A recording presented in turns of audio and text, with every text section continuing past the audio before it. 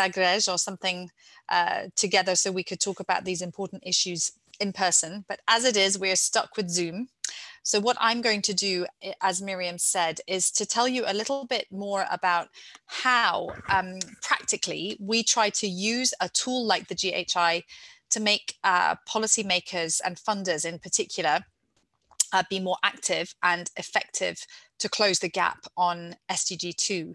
So of course the data tells a story, a complicated story, but still one with some very shocking elements. And for those of you that don't know, as she mentioned, COVID-19 impacts obviously weren't covered in the study, but I'm sure you all saw when WFP so worthily won the Nobel Prize on World Food Day or around World Food Day, that the numbers of people affected by hunger and malnutrition as a result of COVID are expected to double. So we thought about 135 million would be facing starvation this year. And we think that number is going to double because of COVID. So we have no time to waste. So I'm just going to take my few 10 minutes to tell you a little bit who Alliance 2015 is, and then to maybe try and give you some insights into how we try to work with the EU using the GHI, and some thoughts about how Portugal, a new member of Alliance 2015, and of course an old member of the European Union, could perhaps become a more active partner on this very important issue.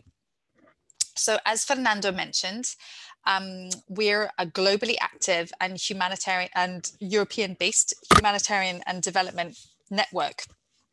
And essentially what we're trying to do is, while maintaining the identities of our members in the countries that they come from, is to pool our efforts and resources to have greater scale and quality of impact in the countries where we work. And then obviously using the results from this to try and be more influential and authentic advocates towards the decision makers and policy makers whose actions are affecting those countries in which we are trying to work. And across the Alliance, that's just over 90 countries. And between our partners, we're spending 1 billion euros a year on a range of humanitarian and development programming in what we like to think of as a sustainable development goals delivery collaboration effort. So why is the GHI important for us, apart from the story that it tells us about the facts on hunger and malnutrition across the world? Well, for us, it's a really useful tool with an organization that we see as a key partner, really our most significant donor, and our prime advocacy target, the European Union. So the data in the GHI and the deep dives, where we have a bit more of a look into specific countries, can provide a much more nuanced picture on specific national, but also very importantly, subnational experiences to complement that is in the other major indices and reports on food and hunger. And that's really important, like bearing in mind the context and nuance. You can have countries that are overall looking like they're improving, but they can have stubborn pockets of chronic and acute malnutrition that take very, very specific policy and programming solutions to solve. Countries like Pakistan, for example. So Miriam has told us that we see through this year's figures and essays that the resilience of communities, and especially those further left behind, fundamentally depends on strong food and nutrition security. And that's why there's this emphasis on looking at a food systems approach, a One Health approach, and looking at health of people and planet, and investment in social safety nets in a much more holistic way. So we took this topic and we thought, in order to make use of the GHI in this critical year, we decided to have an event around the GHI in Brussels, actually just last week, where we focused on the EU programming cycle. So for those of you that follow these things, the EU is just about to launch its new 7-year programming cycle under a new instrument, rather poetically called the Neighbourhood Development and International Cooperation Instrument, the NDICI. So this instrument is about to be programmed. That means all the delegations across the third party partner countries of the EU are planning how they're going to be spending that money.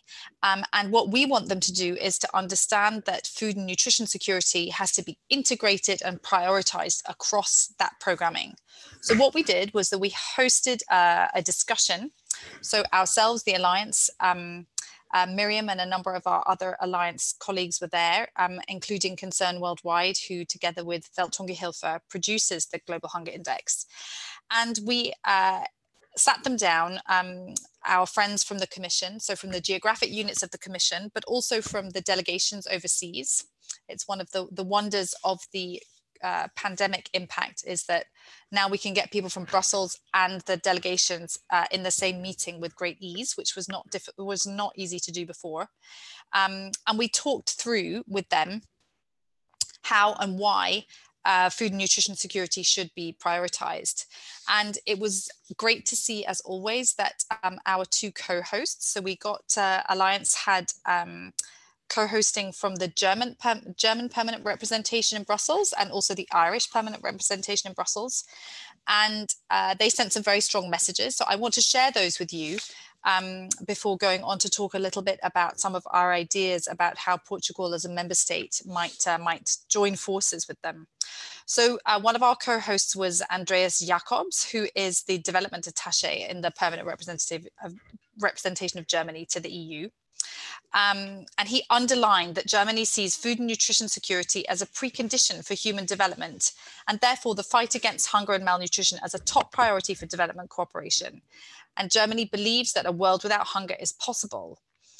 So alongside this stress, he also mentioned what you've heard a few times today, which is that transformed agri-food systems are also essential preconditions for planetary health and security. And that in this state of urgency, business as usual is no longer acceptable. So just to give you a little bit of a sense, the Germans have estimated what's needed to meet that SDG 2 gap in terms of funding. So donors and affected partner countries need to double their investments from now to 2030, equaling a total of 14 billion USD annually for OECD donors, as well as, and this is very important, creating conditions where private sector investment can be genuinely and meaningfully connected with the smallholders and the producers that you've heard Miriam and Fernando talk about, who were at the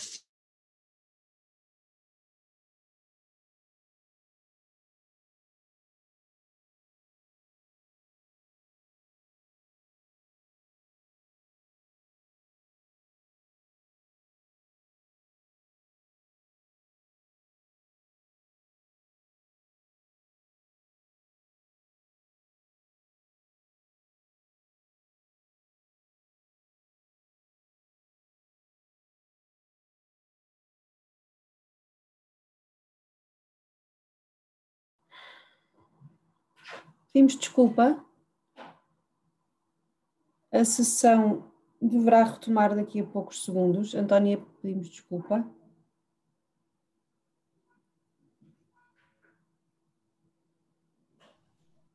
Boa tarde. Hi, I'm sorry, I'm back. For some reason, my Wi-Fi connection dropped. Can you hear me? Here. Thank you. Sorry, Antonia. You can go on. I'm going to keep going. Yeah, I'm really sorry. You know, here in Brussels, we have all sorts of problems, COVID related and apparently Wi-Fi related as well.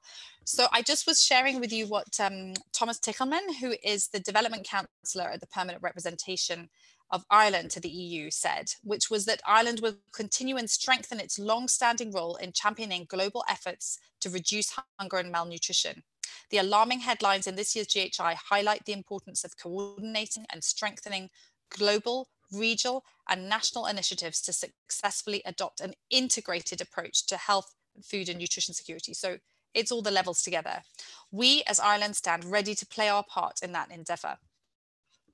So Germany, Ireland, and we at Alliance 2015 believe that continuing and enhancing the EU's global leadership role on food and nutrition security is absolutely essential to make sure no one is left behind.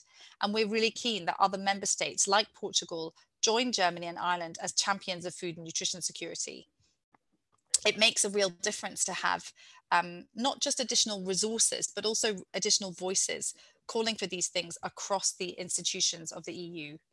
So we're all agreed that COVID-19 is one, but not the last of many overlapping crises that will require decisive action and short-term solutions coupled with sustainable and long-term initiatives. And that's why we advocate that food and nutrition security must not only be integrated in NDICI programming and Team Europe initiatives at regional and country level, but also across agriculture, trade, and digitalization policy. So the policies need to be made coherent, not just with each other, but also with the Sustainable Development Goals. The EU cannot pursue trade policies that are actually to the detriment of everyone's planetary and people's health. So the current political momentum towards building back better and greener is ideal, but we must fight to maintain it. And in the face of the expected reductions in overseas development assistance availability, this momentum has to be reinforced by the EU and its partners through the next year's high-profile food and nutrition security moments. So we've got the UN Food Systems Summit, which, as I'm sure you know, is taking place during the Portuguese presidency of the EU.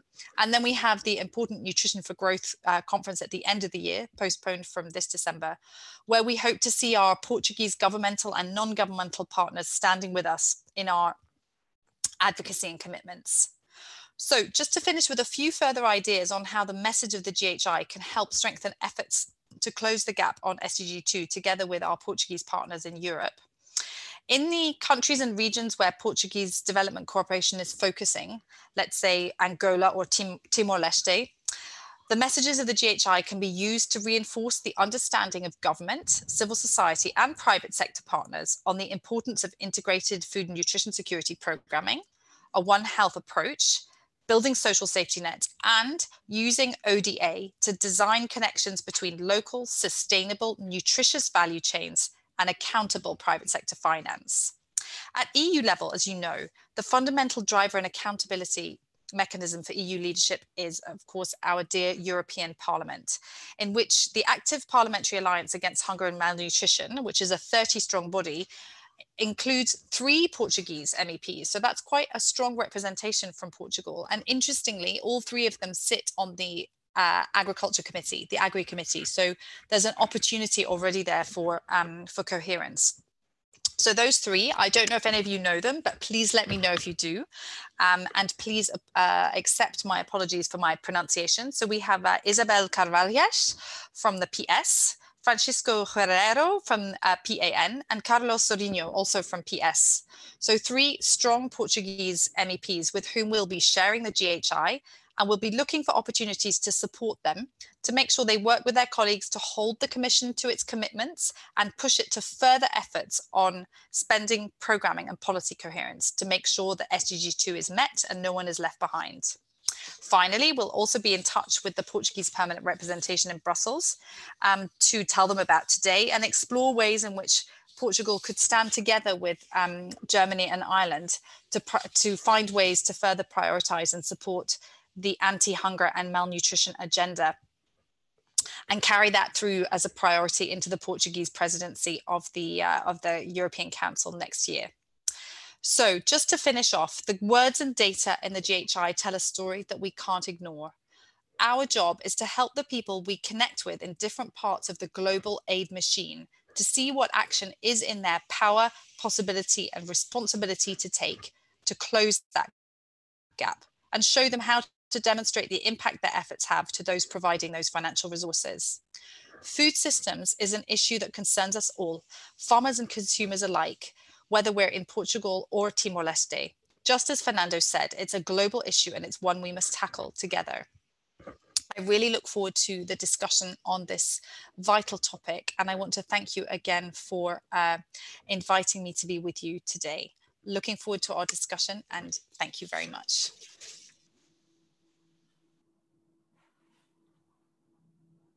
Muito obrigada, Antónia. Passamos ao segundo painel, onde vamos ouvir o nosso colega Mário e o nosso colega Jaime. Passo a palavra ao Mário e, mais uma vez, aproveito para pedir desculpa pela interrupção. Achamos que é do nosso escritório. Pedimos desculpa, espero que não volte a acontecer. Mário, obrigada. Boa tarde a todos. Agora seguimos assim mais próximos. Da Ajuda em Ação em Portugal, para vos apresentar um pouco do que temos feito desde janeiro. A Ajuda em Ação abriu o escritório e temos a equipa, eu e a Joana, a trabalhar aqui em Portugal, desde Lisboa, com 2 projetos na região de Camarate. Camarate foi uma região que foi diagnosticada, entre outras, mas foi diagnosticada como sendo uma região com grandes desafios, que faz parte da União de Freguesias da apelação Camarate e Unhos. E nós decidimos ir para esse território com programas. Que programas é que nós temos a funcionar? Nós temos programas direcionados à equidade educativa, onde queremos promover a inclusão escolar contra a exclusão escolar e contra a exclusão social, porque sabemos que a escolaridade é um dos temas e é um dos pontos mais importantes a trabalhar desde a primeira infância, e quanto mais escolaridade também as pessoas tiverem, e os adultos depois, quanto mais escolaridade tiverem, mais facilmente estão integrados e participam na sociedade e com todos os seus direitos. E estamos a trabalhar com o agrupamento de escolas de Camarate neste sentido, estamos com cerca de 1.152 crianças integradas esta parte da inclusão escolar, através de uma educadora social que acompanha as famílias e acompanha as crianças das escolas, nomeadamente com a sua atividade direcionada para as crianças sinalizadas com elevado absentismo escolar e em risco de abandono também. Também estamos a trabalhar com outro eixo, que é as comunidades resilientes, ou seja, nós procuramos parceiros locais comprometidos e que conheçam bem a realidade e que sejam participantes também deste diagnóstico e do trabalho para superar as principais problemáticas onde estão, para conseguirmos suprimir com estratégias adequadas e estratégias que sejam definidas em conjunto através das linhas de trabalho da Ajuda à Ação, mas sobretudo com aquilo que os nossos parceiros podem executar. Temos projetos ligados também a outro vetor, a outra linha estratégica de empoderamento feminino. Temos 2 projetos a decorrer também na zona de Camarate. Um que é um curso de costura, onde temos integrado 16 mulheres, que está a ter muito sucesso e que novos desafios hoje, por exemplo, foram deixados com elas, para que o seu desenvolvimento promova a sua maior inclusão. São pessoas que habitam naquela região, mas que estão, de alguma forma, fragilizadas pela sua situação social, nomeadamente pelas situações de desemprego e por situações de grande pobreza. Portanto, toda esta formação que estão a participar na costura vai-lhes dar uma ferramenta que seja uma ferramenta possível delas poderem usar para as suas próprias vidas. É isso que nós queremos, é que as pessoas sejam autónomas e que consigam fazer por si, com a nossa ajuda inicialmente, mas quem trabalha na área social e na intervenção social sabe que também nós temos este lado de trabalho, que é nós trabalhamos um pouco depois para desaparecermos, ou seja, empoderarmos as comunidades, deixarmos as comunidades mais na posse daquilo que são as suas ferramentas e as suas possibilidades de trabalho, para depois prevalecerem com aquilo que fazem melhor, que é prevalecer com as suas vidas e as suas famílias também. Tivemos, quando iniciou a crise de Covid, tivemos que acionar uma linha de emergência social, mais ligada ao trabalho humanitário também, porque, como é de conhecimento, mas ali na zona de Camarate, o que aconteceu foi que, imediatamente, muitas famílias entraram numa situação de grande desespero social. Desespero social porquê? Porque perderam os empregos, a maioria das pessoas tem empregos precários, e a perda do emprego trouxe a perda de rendimento. Começou a haver situações de fome. Os nossos parceiros entre a escola e a Associação Local de Espartar foram geniais no processo de sinalização e de acompanhamento destas famílias, desenvolveram atividades. A Ajuda em Ação esteve imediatamente envolvida também na distribuição de ajuda alimentar que fizemos através de cartões de aquisição de alimentos. Esta distribuição de cartões nós quisemos fazê-la por várias razões, mas uma delas era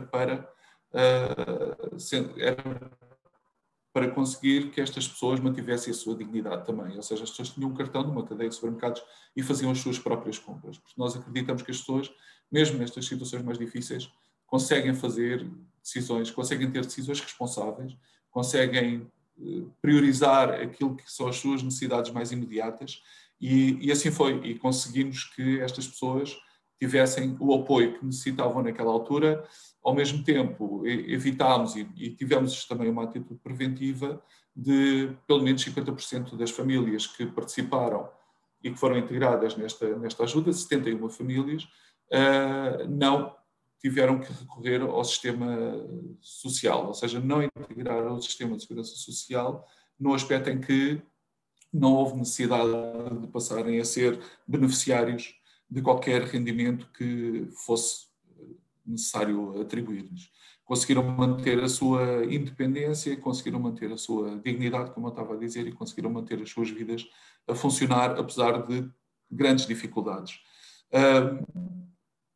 Conseguimos, depois desta parte da ajuda humanitária e de toda esta fase de confinamento, retornámos um pouco aos nossos projetos. A escola voltou a abrir, apesar das complicações. Por exemplo, não pode haver projetos, como é do conhecimento público, não pode haver projetos extra dentro do espaço escolar, então tivemos que redirecionar. Por exemplo, o curso de costura está a funcionar noutro espaço. Mantivemos a educadora a trabalhar com um trabalho muito direcionado a 120 crianças que foram sinalizadas na altura do confinamento, como não tendo qualquer meio de comunicação com a escola na zona de Camarate, e, portanto, esta educadora faz todo o trabalho integrado nas diferentes escolas do agrupamento, acompanhando as crianças, mas também na rua, fazendo a ponte e a mediação entre o que é a escola, os assuntos da escola e os problemas familiares. Nós sabemos que se não houver uma relação próxima com as famílias e implicada com as famílias naquilo que tem que ser uma escuta ativa dos seus problemas e conseguir resolvê-los um a um, também estas famílias depois não conseguem estar próximo também dos filhos de uma forma plena e de uma forma implicada para que os filhos consigam fazer o seu percurso escolar também normal. E, portanto, temos aqui uma possibilidade muito grande de realizar este trabalho de mediação entre a escola e as famílias, sempre com o acompanhamento da equipa da escola e sempre integrados na escola também. Através do outro parceiro local que temos com a Despertar, conseguimos também ter um trabalho mais direcionado a pessoas que estão também numa grande fragilidade social. Por exemplo, temos um grupo de mulheres que não está de um acompanhamento muito grande para conseguirem prevalecer e conseguir encontrar também oportunidades. No futuro, vamos continuar a manter esta intervenção, mais direcionado para a cooperação, onde tentamos, e como a Antónia dizia ainda há pouco, e muito bem, tentar através de Portugal conseguir estreitar laços com os países que necessitam do apoio de Portugal, e o apoio de Portugal também dentro daquilo que é a presença de Portugal na União Europeia, mas daquilo que podemos fazer localmente, ter uma projeção externa também. Temos Moçambique muito próximo, com uma situação muito complicada, também onde queremos estar mais presentes a partir de Portugal, onde a ajuda em ação já está com uma atividade grande, que vão ter a oportunidade também de conhecer, mas queremos, através de Portugal, reforçar essa intervenção e ter mais oportunidades. Terminava só com uma citação da parte do Global Hunger Index, que diz que com persistência e esforço coletivo, ou seja, nós nunca trabalharemos sozinhos, trabalharemos sempre com associações, organizações e pessoas dos locais para encontrar as melhores soluções para os problemas que estão diagnosticados e a atribuição de recursos suficientes. O mundo pode ultrapassar estas crises. Nós sabemos que localmente, e isto já era uma frase muito antiga, eu lembro-me que era utilizado, que era o pensar global e o agir local. Isto ficou marcado já há muitos anos e eu penso que temos de continuar um pouco nesta linha, ou seja, eu sei que aquilo que faço localmente pode ter uma projeção global, uma projeção noutro país. Quando trabalhamos, sabemos que, por exemplo, encontramos situações de pessoas que vêm tratar dos seus problemas de saúde, se os acompanharmos bem aqui, voltarão muito provavelmente ao seu país com muito melhores condições, muito melhor saúde, e isso vai ter um impacto lá também. É uma base mais forte e mais bem preparada para futuros desafios. Se bem preparado, nós vamos continuar a estudar o diagnóstico social em Portugal, o diagnóstico muito direcionado também para a situação de pobreza. Vamos continuar a procurar as zonas do país para ter uma presença nacional também com os nossos projetos. Vamos procurar estreitar fronteiras e costurar fronteiras também com Espanha para ter aqui uma intervenção entre os dois países que venha a ajudar as populações que estão vizinhas, mas que têm tanto em comum. Portugal e Espanha têm a fronteira mais antiga e estável da Europa, portanto, é um dado que é muito interessante. E agradeço-vos muito por me terem ouvido também, e vamos trabalhar para um futuro melhor, para um futuro de todos também, onde nós possamos estar em qualquer parte do mundo, que encontremos esse mundo melhor também. Muito obrigado.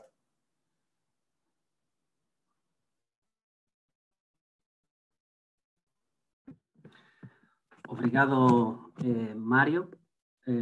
Meu nome é Jaime Díaz, eu sou o diretor país de Moçambique. Vou partilhar uma apresentação para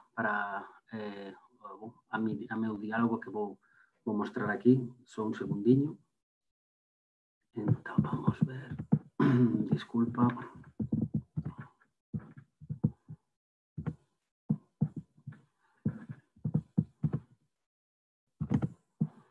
Acho que, e espero que possam estar a seguir agora, ok?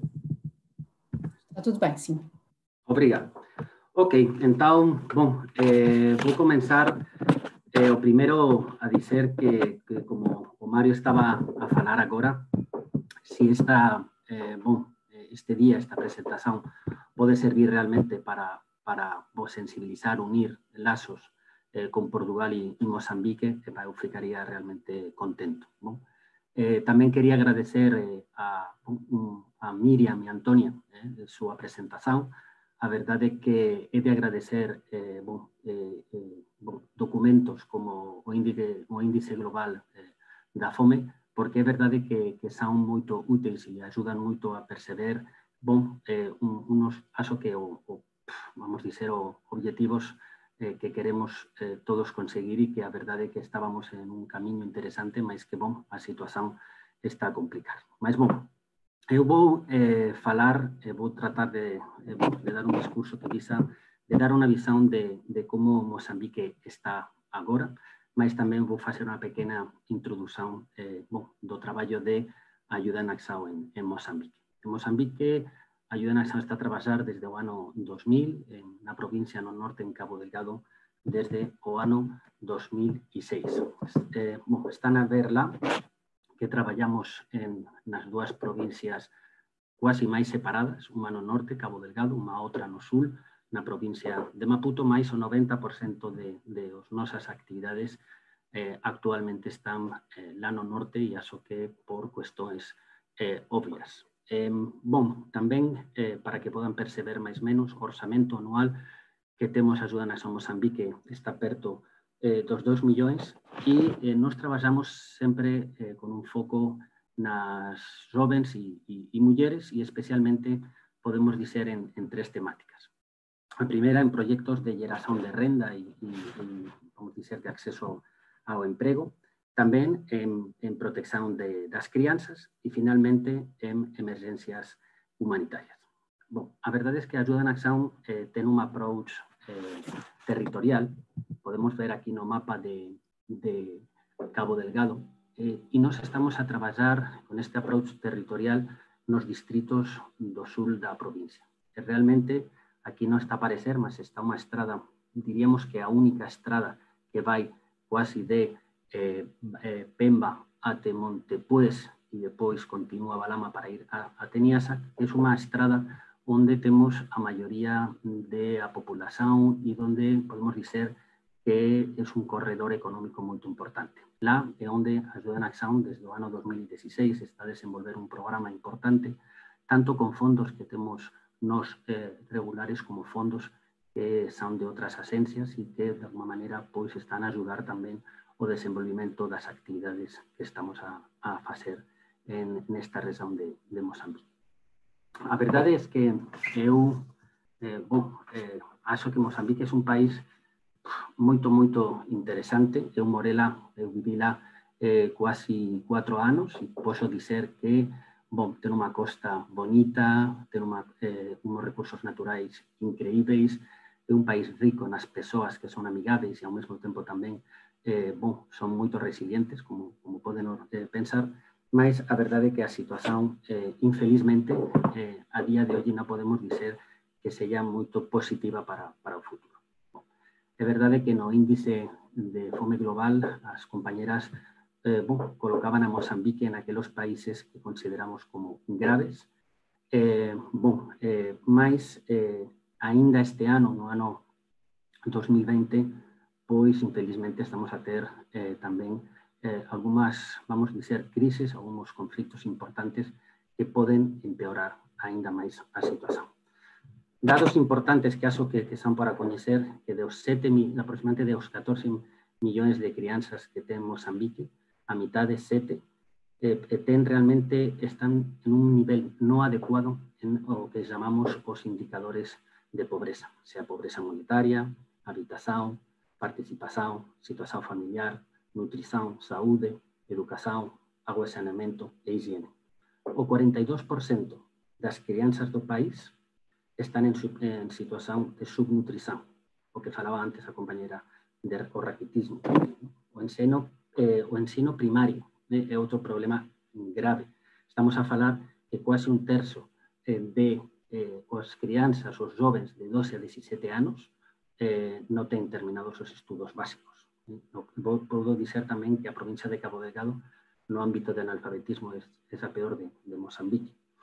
Mas tamén en un país, como están a ver, con dados horríveis e en algún caso momentos nunha situación moito complexa, pois alén de iso tamén temos as desigualdades. É verdade que nacer en unha área rural ou nacer o centro ou norte do país conlleva que tens un triplo de posibilidades de estar na pobreza.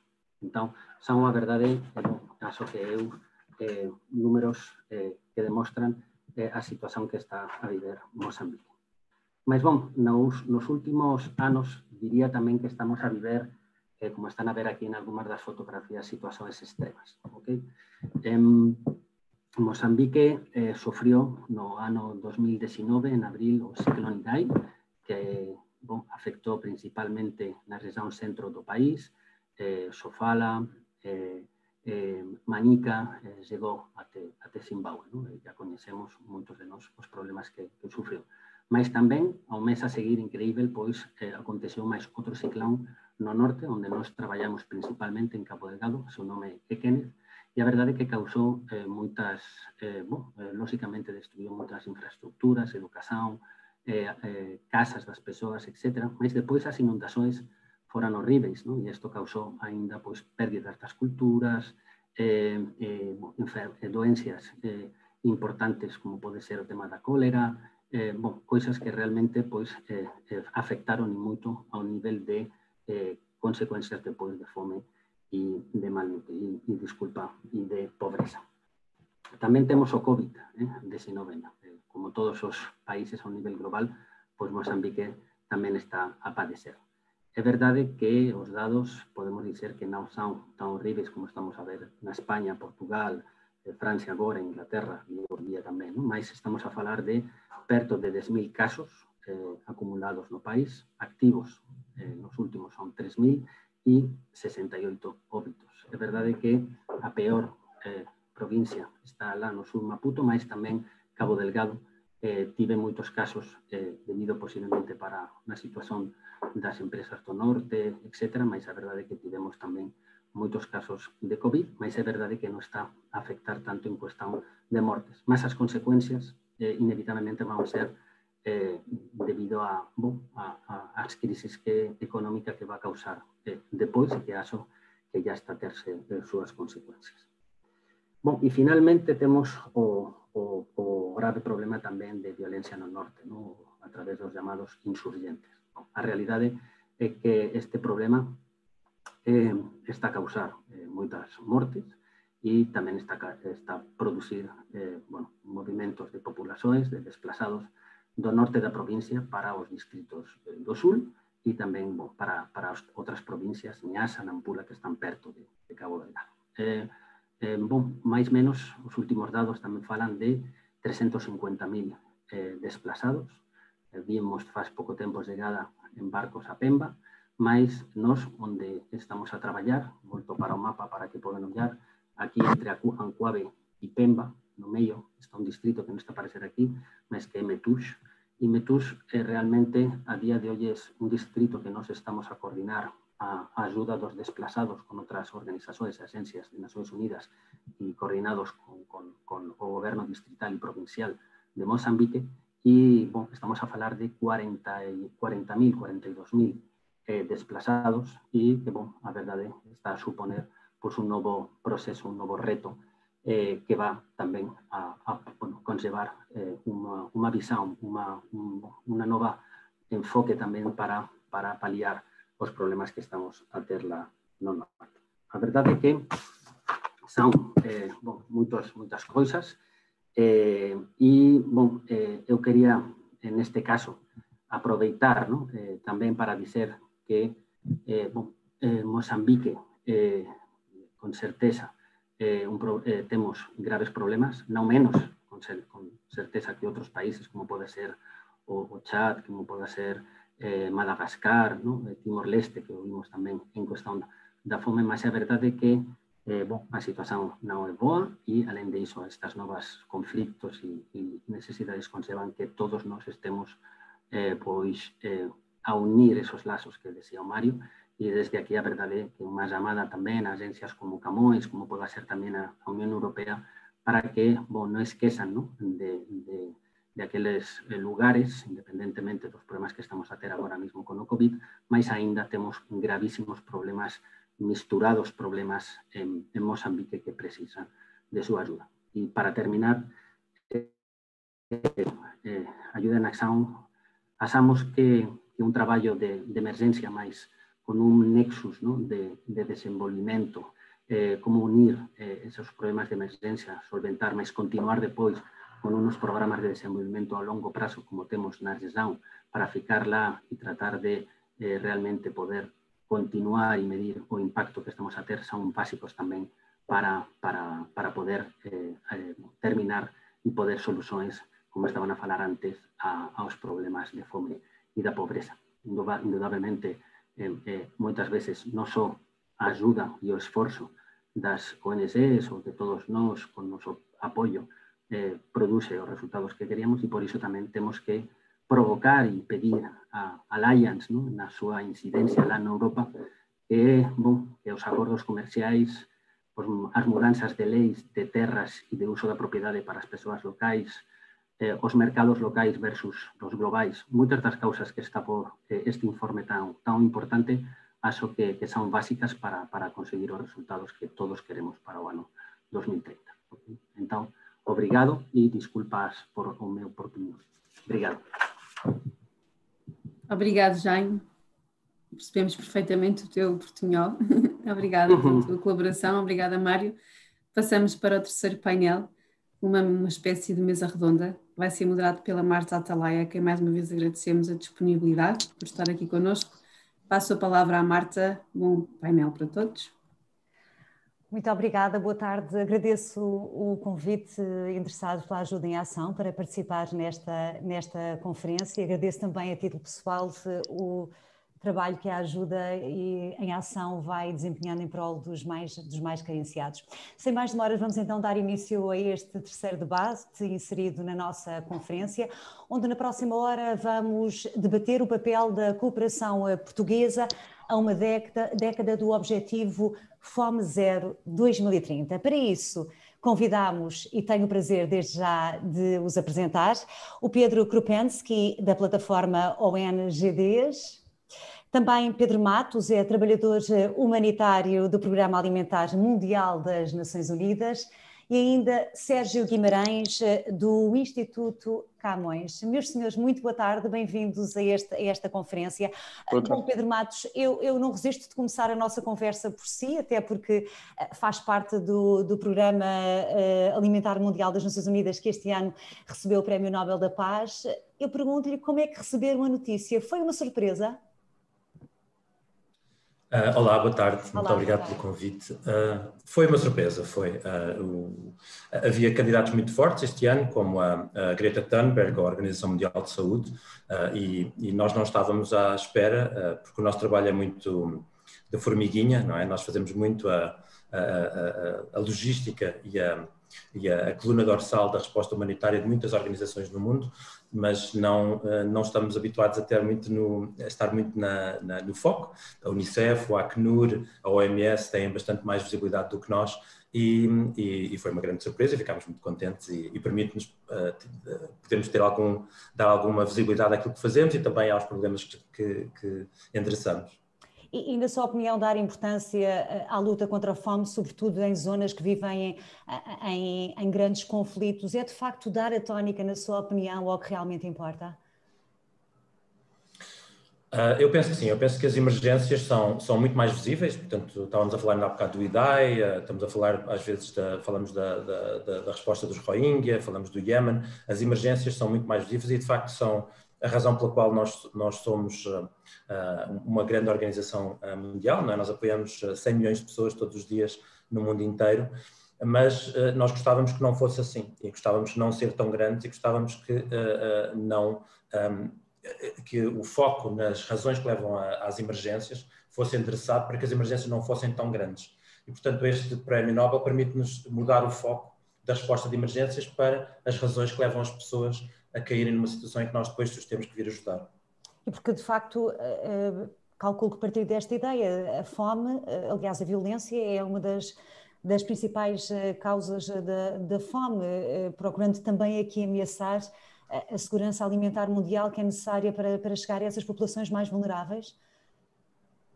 Sem dúvida, sem dúvida.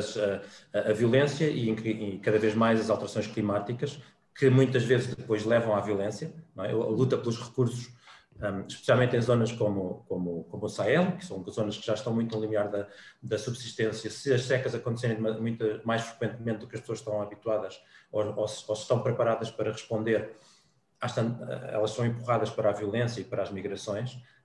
A Síria, que era um país sedentário de comida, nos 5 anos antes do conflito, teve que importar comida porque não produzia comida suficiente para alimentar a sua população e, portanto, as alterações climáticas e a violência são as duas grandes razões que levam as pessoas à fome e à insegurança alimentar. E a juntar a isso tudo também, Pedro Matos, o facto das pessoas muitas vezes para fugirem às zonas de conflito acabarem por ter de sair das suas casas, perderem os seus empregos, ficando em situações de grande vulnerabilidade. Sim, claramente, e por exemplo, os fluxos migratórios para a Europa claramente notam isto, não vêm necessariamente das zonas mais pobres, vêm das zonas mais afetadas ou por alterações climáticas ou por violência. Não há uma correlação tão grande entre zonas pobres e imigração como há entre pessoas afetadas por violência. E tem expectativas que este Prémio Nobel possa de facto ter efeitos práticos no trabalho da vossa organização? Nós gostávamos bastante. Nós, neste momento, a nossa organização é muito grande, nós temos um orçamento anual de 10 mil milhões de dólares, com o qual alimentamos 100 milhões de pessoas em todo o mundo. E estávamos perto de apoiar todas as pessoas que estavam em forte insegurança alimentar no mundo, que eram 130 milhões antes do Covid bater, mas entretanto o Covid bateu e temos já em 270 milhões. Portanto, os 100 milhões de pessoas que nós apoiamos já estavam perto de chegar a toda a gente e já voltaram a estar longe. E isto numa situação em que os países doadores, que são principalmente países desenvolvidos, se estão a debater com as suas próprias emergências e a virar-se para dentro. Neste momento nós ainda não tivemos uma redução das contribuições e agradecemos bastante aos países doadores terem conseguido manter um equilíbrio entre apoiar as suas populações. A questão é saber até quando, não é, Pedro? Porque estamos especialmente numa situação em que continuamos a aumentar os nossos pedidos de ajuda para países como o Iémen. No Iémen nós apoiamos 13 milhões de pessoas todos os dias Aqui no Sudão, onde eu estou, apoiamos 6 milhões de pessoas e, portanto, esta situação só vai aumentar daqui para a frente, numa situação em que a crise económica nos países desenvolvidos vai continuar a deteriorar, porque esta crise do Covid vai durar muito tempo, não é? Uhum. Pois. E, portanto, nós gostávamos que este foco permitisse que a opinião pública pressionasse os governos dos países desenvolvidos a não reduzirem a sua assistência ao desenvolvimento, porque isso a longo prazo vai ser pior também para nós nos países desenvolvidos se os outros países estiverem todos muito pior. Os fluxos migratórios e o terrorismo e a violência vão ficar muito exacerbados se nós baixarmos a nossa guarda e nos focarmos só para dentro.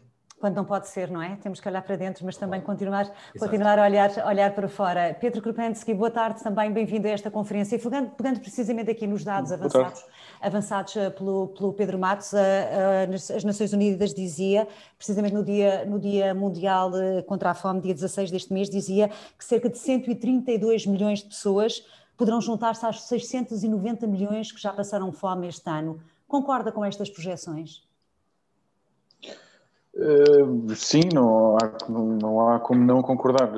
Obviamente os dados são reais, são cruzados com várias fontes e baseados na triste realidade por que estamos a passar.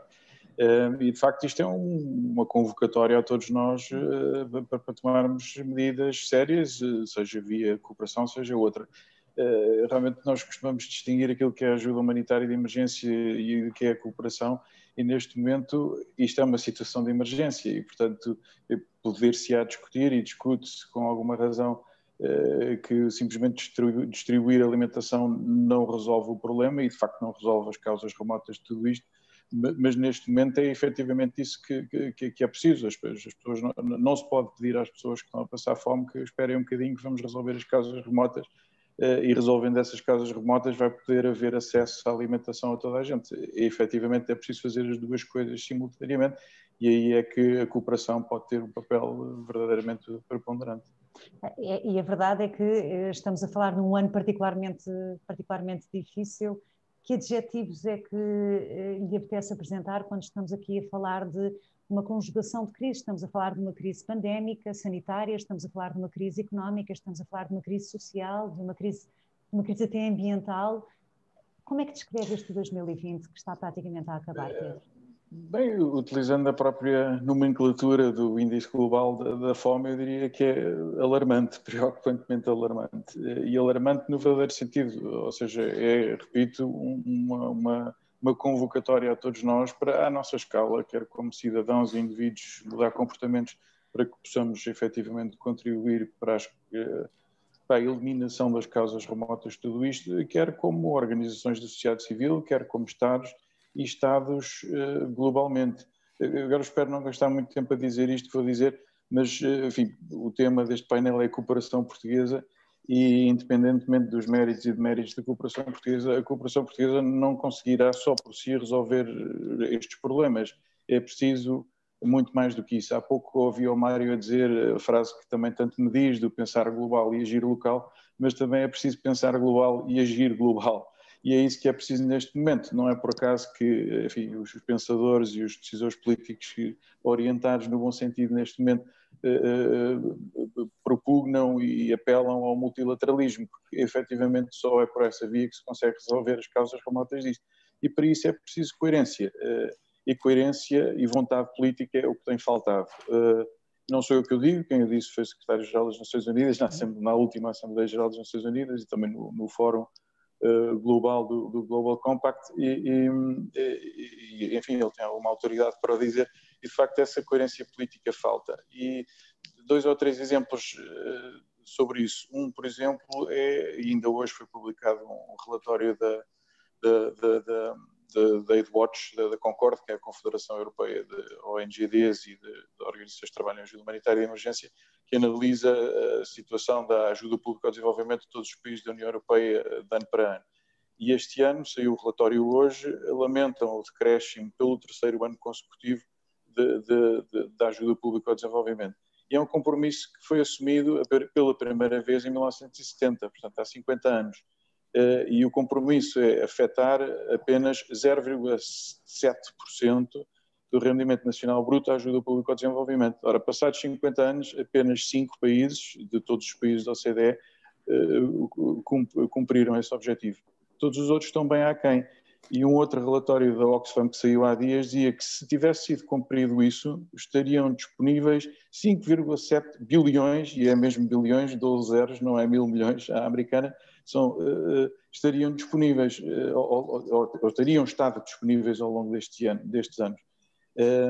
E pronto, e já vamos, Pedro, sim, e já vamos daqui um pouco falar um pouco mais à frente, nunca é desperdício de tempo, falar um bocadinho mais à frente sobre o papel da cooperação, o papel de Portugal nesta área da cooperação e também medidas concretas que podem efetivamente ser implementadas, mas eu pergunto, usando aqui as expressões e as palavras do Pedro, Sérgio Guimarães, boa tarde, bem-vindo também a esta nossa conferência. Partilha desta ideia que tem de facto havido falta de vontade política para fazer mais? Eu acho que a questão é bem mais complexa do que só vontade política. Sem dúvida que essa é uma questão essencial para manter estas temáticas no topo das prioridades políticas. Isso é um enorme desafio. A luta contra a pobreza é um fenómeno multidimensional e, portanto, exige aqui esforços de vários níveis e de vários âmbitos. E sem dúvida que manter nas prioridades políticas as questões da segurança alimentar e nutricional são fundamentais. Mas também são fundamentais no sentido de procurar ir ao encontro daquilo que são as causas profundas e que levam a esta situação. Ou seja, procurar questões relacionadas com as causas profundas da pobreza. Não é? E da pobreza especialmente nos países de menor rendimento, mas também nos países mais avançados, que originam, como o Pedro Matos referiu, movimento em massas de populações, que no caso da África estamos a falar de um continente, por exemplo, com enorme crescimento populacional, com uma grande densidade de jovens, com inúmeras expectativas e ao mesmo tempo com enormes dificuldades e desafios, obrigando a que muitas destas populações se deslocar. Daí que seja necessário procurar articular aqui aquilo que é, digamos, a dimensão humanitária das intervenções humanitárias, dar uma resposta imediata, obviamente, àquilo que são as necessidades, como o Pedro Krupinski diria, num esforço tanto bilateral, mas diria também, e acima de tudo, participando de um esforço multilateral, mas fazendo também uma ligação ao desenvolvimento, àquilo que é o apoio ao desenvolvimento e que pode ser feito tanto pela ajuda pública ao desenvolvimento, como pela captação de outros fundos, nomeadamente fundos privados, para atuar neste domínio, mas também as questões relacionadas com a paz e com a segurança, que também são determinantes. Portanto, temos aqui uma lógica daquilo que nós tradicionalmente chamamos o triplo nexo, como um elemento prioritário de atuação para procurar ir ao encontro dessas causas profundas e desses desequilíbrios a que assistimos. É preciso também um trabalho fundamental em termos de cidadania ao nível dos países, chamemos-lhe, mais desenvolvidos.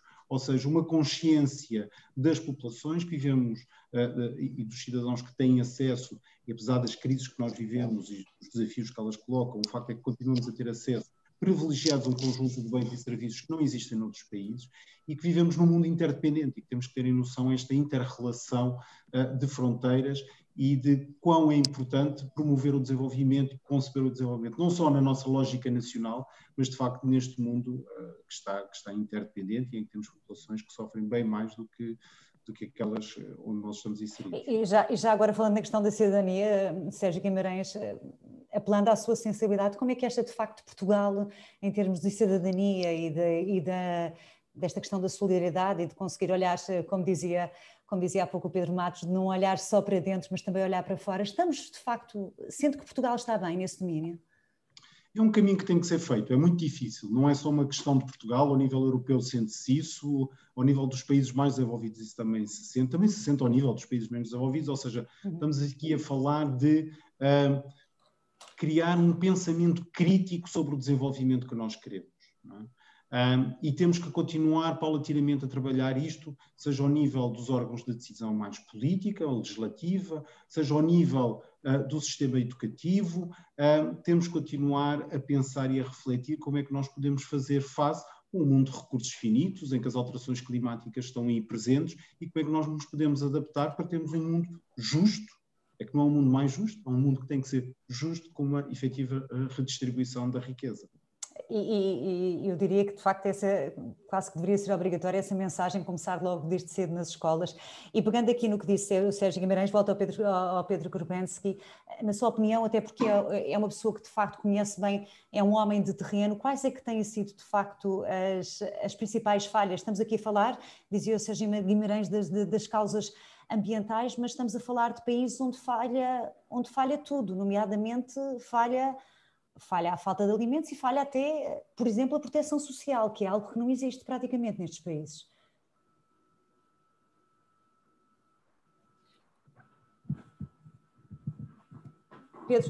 Pedro Krupensky, não deverá ter o microfone ligado? Vamos esperar. Sim, peço desculpa. Agora sim, não faz mal, estávamos a vê-lo. Tinha desligado o microfone, percebi. Exato, peço desculpa. Voltando um pouco à perspectiva global, efetivamente não podemos voltar as costas a essa realidade, que realmente há determinado tipo de países não têm acesso a alimentos. Mas numa perspectiva global, o problema não é a escassez de alimentos, é, como o Sérgio agora dizia, uma questão de distribuição, uma questão de justa distribuição e equitativa distribuição dos recursos. E por isso é que eu volto um bocadinho à questão da vontade política, porque precisamente a falta de vontade política à escala global é o que impede essa distribuição equitativa. Mais um exemplo, em 2014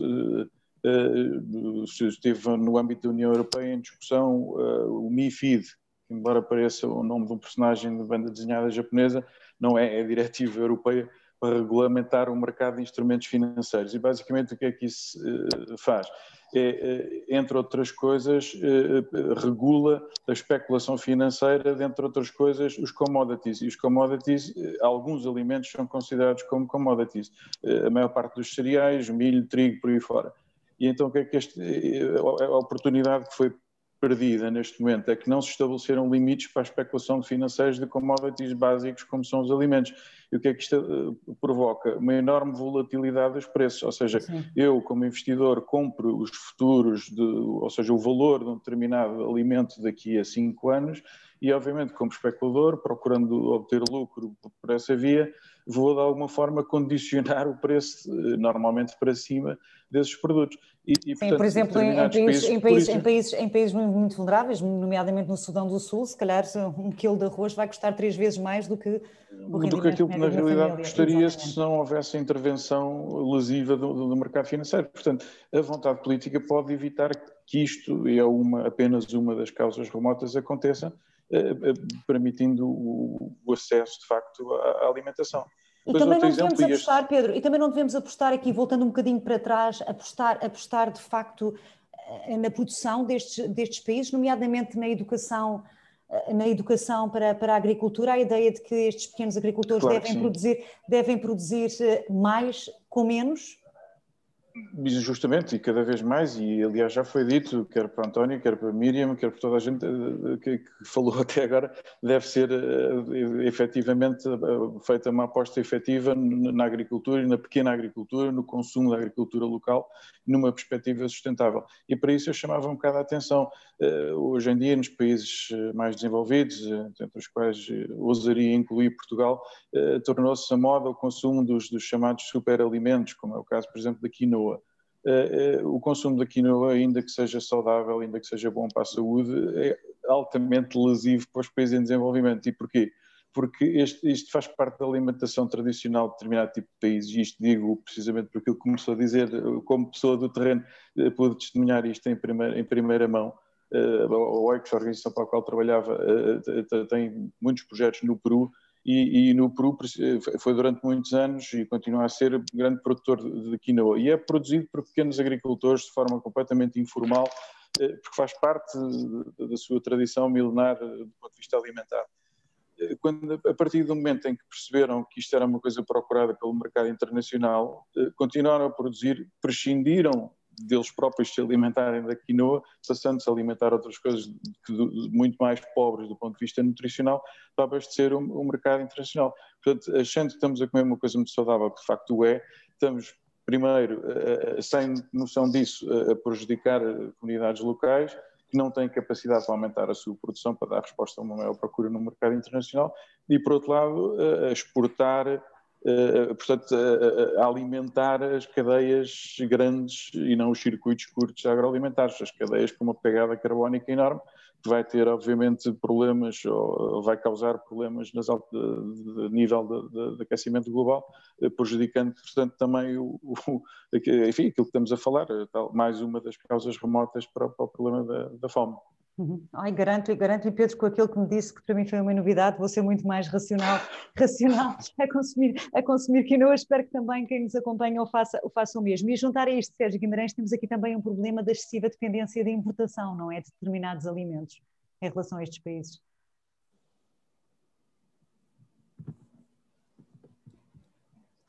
Sérgio... Desculpa, tinha o som, já cá estou. Okay. Isto aqui para facilitar. Bom, não, isso sem dúvida das importações, mas o que o Pedro aqui referia e que parece extraordinariamente relevante e que a cooperação portuguesa tem atuado muito e que se liga também, mais uma vez, com as questões da cidadania, é de pensarmos, por exemplo, a lógica do comércio justo e pensar no apoio a projetos que efetivamente nos permitam ter uma acessão crítica sobre a forma, sobre os nossos padrões de consumo e, de facto, para promover aquilo que é um país mais justo, enfim, um desenvolvimento que seja justo e equilibrado. Também referi-me um pouco ao que o Pedro Matos há pouco mencionava relativamente à visibilidade das emergências, porque de facto as emergências têm uma visibilidade e uma primeira visibilidade, e nós procuramos, naquele esforço multilateral, atuar nesse domínio, mas infelizmente as crises são muito prolongadas no tempo, não é? E algumas delas tendem depois a esquecer-se, já não fazem parte dos noticiários. E é nesse momento que é fundamental agências como o PAM e também todo o esforço, toda a máquina das Nações Unidas e dos grandes doadores, como a União Europeia, estarem presentes para efetivamente trabalharem na assistência a essas populações. Depois aqui vão entrando outras questões e outras dimensões onde de facto também são um desafio que tem que se reconhecer, tem a ver com a coerência das políticas, não é? Procurar assegurar que são as diferentes dimensões de atuação, seja numa política económica comercial, onde estarão inseridas as importações e as exportações, seja numa ação de desenvolvimento ou de uma ação humanitária, e efetivamente haver aqui uma coerência de forma a combatermos então as causas profundas da pobreza. E são de facto os desafios para os quais estamos todos os dias a trabalhar e procurar de facto que sejam intervenções consistentes. E não só apenas dependentes da vontade política. Há aqui a própria conflitualidade que existe em muitos dos países escapa-nos a essa vontade política, não é? Muitos dos conflitos ou de alguns que possam existir também não resultam exclusivamente de uma intervenção externa, mas de dinâmicas internas. Também aqui existem problemas enfim, que têm que ser considerados. E Pedro Matos, é importante aqui, o Sérgio Guimarães dizia muito bem que, sobretudo nestas alturas, nós não podemos deixar que saia dos noticiários as situações de emergência, caindo aqui no esquecimento estes países mais necessitados. Qual é que pode e deve ser aqui o papel das Nações Unidas? Eu recordo que recentemente lançou uma campanha sob o lema Cultivar, Nutrir, Preservar Juntos. Que tipo de impactos e que efeitos é que podem ter estas campanhas levadas a cabo pelas Nações Unidas? Quer dizer, eu espero que tenham muito, não é? Quando nós falamos das causas da insegurança alimentar, estamos a falar de subir na cadeia de valor, do dar de comer em direção ao ensinar a pescar. Não é? Estamos a falar de subir na cadeia de valor, aquilo que o Pedro e o Sérgio estavam a dizer de apoiar mais os agricultores. Eu penso que muitas das nossas organizações fazem isso. Por exemplo, nós no Programa Alimentar Mundial temos uma cadeia de valor em que, consoante o tipo de emergência ou o tipo de vulnerabilidade que uma população tem, temos uma espécie de menu de programas que podemos aplicar. Se for, pode ser só as crianças, em idade escolar, pode ser só as crianças que são vulneráveis, fazemos alimentação escolar. Pode ser as mães grávidas, as mulheres grávidas e que estão a aleitar, a amamentar. Fazemos um programa dedicado a elas só com suplementos nutricionais. Pode ser um problema de produção agrícola, distribuímos contentores herméticos para garantir que os agricultores perdem menos a produção e, mesmo sem aumentarem a sua produtividade, têm mais para vender. Portanto, nós temos uma espécie de menus e também, às vezes, em vez de dar comida, podemos dar dinheiro. Aliás, cada vez mais damos dinheiro, fazemos 30% das nossas operações em dinheiro, para, em vez de trazer comida de fora, estimular os mercados locais e garantir uma solução de mercado para os agricultores em redor das populações necessitadas. Ou podemos simplesmente intervir sobre as causas que levam uma comunidade a precisar de ajuda. Por exemplo, ajudá-los a construir um reservatório de água, um sistema de irrigação, para que, se calhar, na próxima seca, haja muito menos comunidades e muito menos gente a precisar. E, portanto, eu espero que as campanhas que tanto as ONGs como as Nações Unidas fazem ajudem, de facto, a que as emergências sejam cada vez menores, pelo menos nesses sítios. Pedro Matos, e esse menu mantém-se, até porque estamos a falar num ano particularmente sensível, a Covid veio aqui alterar alguma destas prioridades, até porque percebemos que esta pandemia acaba por trazer a nu as fragilidades do sistema alimentar mundial. O menu mantém-se. Por exemplo, daqueles 100 milhões de pessoas que eu falava há pouco, se calhar 30 milhões são crianças em alimentação escolar. E, portanto, nós temos nós fazemos projetos com muita gente ou em alimentação escolar ou em programas nutricionais, em clínicas, em que apoiamos os governos. Não montamos as nossas próprias clínicas. Por exemplo, em Moçambique, apoiamos o governo moçambicano a reencaminhar suplementos nutricionais para as clínicas, para garantir que as pessoas que são referenciadas pelo Sistema Nacional depois têm suplementos para lhes ser dadas. E esta é uma mudança que eu penso que é importante, ou seja, se calhar no início das Nações Unidas e da Agência da Ajuda Internacional, se calhar as ONGs e as Nações Unidas substituíam-se aos governos, e agora isso praticamente não existe. Nós chegamos a um sítio e são os governos que nos dizem o que é que precisam e nós encaixamos nos sistemas nacionais. Eu penso que essa é sempre com a ideia de sairmos. Por exemplo, há uns anos fizemos uma grande festa quando saímos de Cabo Verde, entregámos a última criança da alimentação escolar do PAM à alimentação escolar nacional e saímos de Cabo Verde. E, portanto, muito felizes por isso. E esse é o nosso objetivo, é irmos subindo na cadeia de valor, apoiando os governos para já não sermos precisos. A ideia que é muito bom, mais do que dar o peixe, ensinar a pescar. Sérgio Guimarães, falando aqui nas vontades dos governos e olhando para o caso, até porque o Sérgio está muito ligado a esta área da cooperação, na sua opinião, qual é que acha que pode e deve ser o papel de Portugal nesta próxima década, até chegarmos ao objetivo da Fome Zero 2030? A ligação estava um bocado má, eu penso que percebi bem a questão, é de qual, enfim, deverá ser a posição. O papel da posição portuguesa, até porque sabemos que Portugal agora em janeiro assume o primeiro semestre de 2021 da presidência da União Europeia. Qual é que poderá e deverá ser o papel de Portugal, no fundo tendo aqui uma voz ativa para lutar contra este problema e atingir os objetivos na próxima década? Sim, vamos lá ver. Em termos daquilo que é a nossa estratégia, nós atuamos em 3 níveis fundamentais. Como eu aqui já referi, temos o eixo da cooperação para o desenvolvimento, temos o eixo da educação para o desenvolvimento numa lógica de cidadania e temos a intervenção humanitária. Estes são os 3 eixos onde nós atuamos, fazem parte da nossa estratégia e onde as questões da segurança alimentar e nutricional estão no topo das nossas prioridades. Como é que isso depois se traduz em termos operacionais? De forma, enfim, relativamente simples, que as pessoas percebam, se traduz depois em estratégias que são feitas nos acordos bilaterais que são celebrados com os países ou através de instrumentos de financiamento que são criados específicos para a atuação das organizações da sociedade civil com os quais trabalhamos. Como eu referi há pouco, nós também aqui participamos dos esforços multilaterais e participamos tanto nos esforços comunitários e aqui ao nível da União Europeia, na lógica do Team Europe, nós temos operacionalizado do ponto de vista humanitário um conjunto de intervenções, mas também na área do desenvolvimento e que reforçamos face àquilo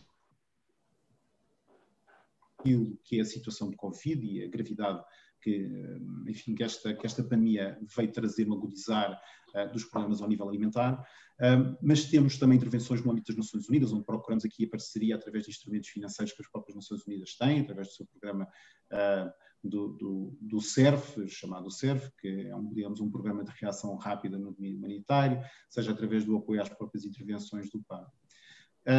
Diria que, naturalmente, nós não somos um grande doador, não nos posicionamos nessa matéria, mas o que nós procuramos fazer com as verbas que temos é procurar perceber qual é a nossa mais-valia e fazer intervenções de facto que representem um dicionário na cadeia do valor.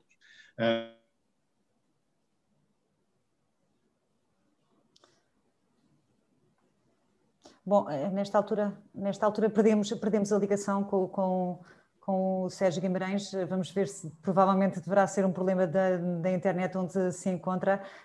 Enquanto vamos ver se consegue estabelecer a chamada com o Sérgio Guimarães, Pedro Krupensky. Olhávamos agora e estávamos aqui a ouvir o que dizia o Sérgio, nomeadamente gostaria de ouvir a sua opinião, até porque foi precisamente a sua intervenção inicial. E qual é que acha que poderá ser, falando aqui na cooperação, qual é que poderá ser o papel da cooperação portuguesa para atingirmos os objetivos nos próximos 10 anos? Enfim, o Sérgio estava a responder muito aquilo o que é que a cooperação portuguesa pode fazer. Eu entraria no como é que a cooperação portuguesa pode fazê-lo. E pode fazê-lo honrando alguns compromissos que assumiu, nomeadamente o que assumiu em Busan, na Coreia do Sul, em 2011, onde houve um fórum de alto nível da cooperação que discutiu e aprovou conjunto de compromissos relacionados com a eficácia da ajuda. Até essa altura discutia-se muito as quantidades, isso é que era importante, quanto dinheiro é que se punha aqui nos diferentes envelopes para resolver diferentes problemas. E a partir desta altura passou-se a falar da eficácia da ajuda, ou seja, como é que se deve aplicar este dinheiro. E pronto, a primeira das coisas que foi definida é que deve ser aplicado atendendo aos resultados. E que resultados são esses? São o impacto na vida real das pessoas, os destinatários disto. Portanto, fugir um bocadinho da ajuda aos orçamentos de Estado e mais ajudar diretamente as organizações ou as empresas, de modo a garantir que o dinheiro chegue às pessoas que efetivamente necessitam deles. Portanto, uma política totalmente centrada e orientada nas pessoas e nas suas reais necessidades. E para isso era preciso adotar aquilo que se chama ajuda desligada. Desligada, porquê? Porque durante muitos anos, e Portugal felizmente está a melhorar nisso, mas durante alguns anos foi campeão na ajuda ligada, que é parte do dinheiro que mobiliza para a ajuda pública ao desenvolvimento de outros países, vai condicionada à aquisição, por parte do país beneficiário, de bens e serviços do país doador. E, portanto, o dinheiro vai e volta, o que é ótimo do ponto de vista económico, mas é muito mau do ponto de vista da eficácia da ajuda. E, portanto, uma das maneiras de o fazer, quer seja por via bilateral ou multilateral, utilizando todos os recursos e as opções políticas que o Sérgio estava a dizer, e se calhar em particular focalizando naqueles países com quem temos mais afinidades históricas, linguísticas, culturais, portanto o universo CPLP e pouco mais, mas fazê-lo de forma genuína e eficaz, ou seja, dar efetivamente valor a cada euro que vá na vida das pessoas que supostamente são as beneficiárias disto. E esta ideia da ajuda deve estar um bocadinho fora do orçamento do Estado. O Sérgio Guimarães creio que já voltou, não sei se ouviu tudo o que dizia o Pedro, mas eu de resto ia aqui aproveitar algumas das deixas e ia perguntar-lhe como é que de facto Portugal deve, e pergunto-lhe também, são quase uma pergunta 2 em 1, se Portugal está efetivamente a honrar os compromissos assumidos em matérias de ajuda. Bom, em termos quantitativos é óbvio que nós não atingimos o 0,7 do rendimento nacional bruto, mas agora é preciso notar o seguinte, nós entramos aqui noutro tipo de abordagem, noutro tipo de diálogo. Eu acho que há que, só para terminar e concluir a ideia que eu estava a ter, se aquilo eram as abordagens nacionais, ao nível da nossa presidência, nós temos aqui uma grande oportunidade. Só para ter uma percepção, nós já falámos com os escritórios regionais do PAM, que naturalmente estão muito atentos e que estão em Bruxelas, digamos, e que já estão muito atentos, já nos contactaram, porque é de facto nossa motivação manter a questão da segurança alimentar e nutricional no topo da agenda política. E nós vamos assumir a presidência de vários grupos, num deles nós claramente vamos envolver as questões das alterações climáticas, abordar as questões dos mais vulneráveis e também da tal ligação e coerência de políticas entre o humanitário, o desenvolvimento e a segurança e defesa, mantendo sempre aqui um eixo determinante que iremos com certeza trabalhar com o PAM relativamente à segurança alimentar. Agora, aquilo que nós verificamos com Busan é que até Busan nós tínhamos a eficácia da ajuda. A partir de Busan, o que nós passamos a falar é da eficácia do desenvolvimento. E a eficácia do desenvolvimento, o que é que nos vem trazer? Uma percepção de que a ajuda pública ao desenvolvimento não é suficiente no combate à pobreza e na promoção do desenvolvimento. É preciso uma forte intervenção do setor privado e uma forte responsabilização do setor privado neste processo, e é preciso uma forte intervenção e uma responsabilização forte também por parte das organizações da sociedade civil. Temos ainda a participação num conjunto outro largado de atores que escapam àquilo que é o tradicional da ajuda pública ao desenvolvimento, como as grandes fundações, como a Fundação Bill Gates, que desempenham um papel determinante, entre outras fundações, na promoção do desenvolvimento dos grandes povos. O que Busan vem demonstrar é, acima de tudo, a necessidade de interação e trabalho entre estes diferentes agentes.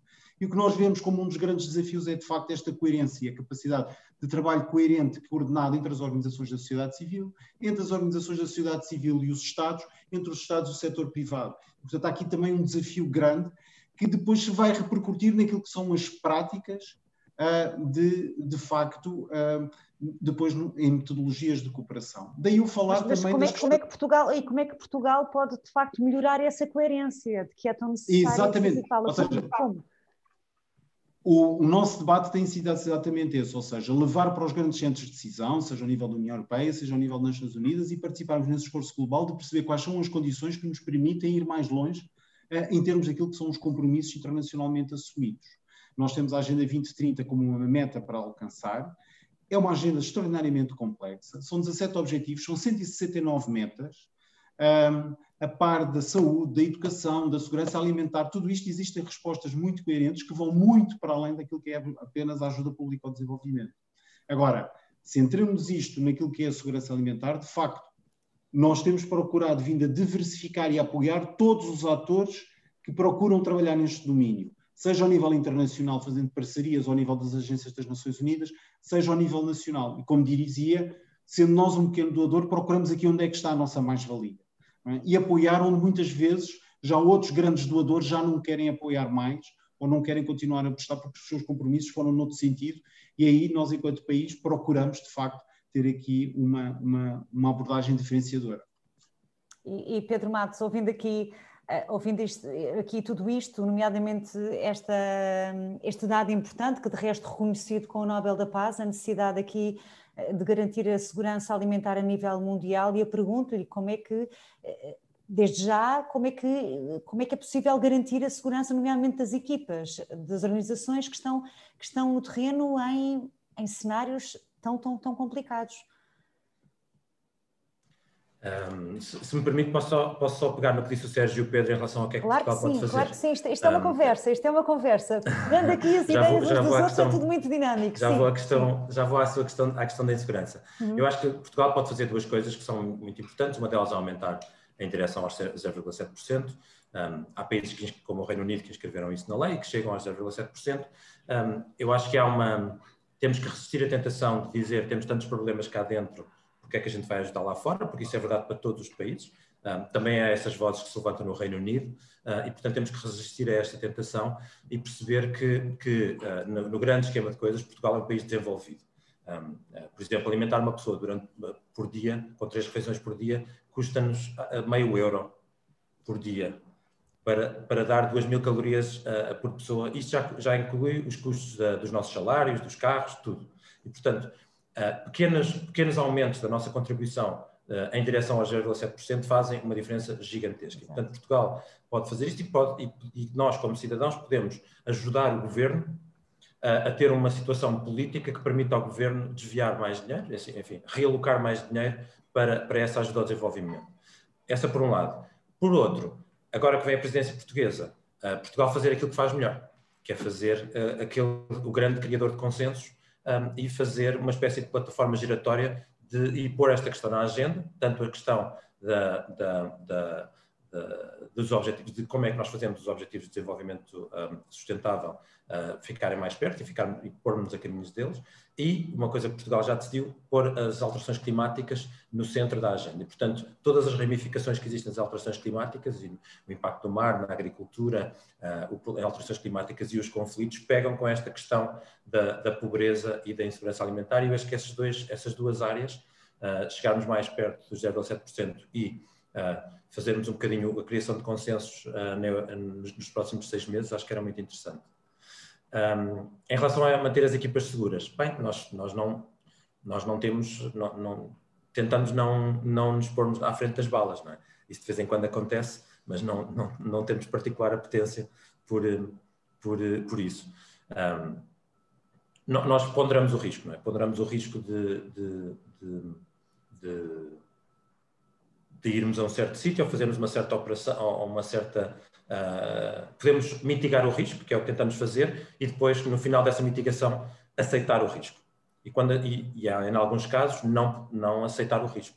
E, nesse caso, suspendemos mesmo operações, como fizemos, por exemplo, no sul da Somália há uns anos, quando perdemos 7 colegas e decidimos que não tínhamos mesmo condições para operarmos no sul da Somália e suspendemos operações. E isso é a última instância, mas fazemos isso quando não temos condições. Por exemplo, até aqui no Sudão, nós estamos em todo o lado, incluindo nas zonas entre a fronteira entre o Sudão e o Sudão do Sul, que são zonas de guerra e onde nós chegamos também.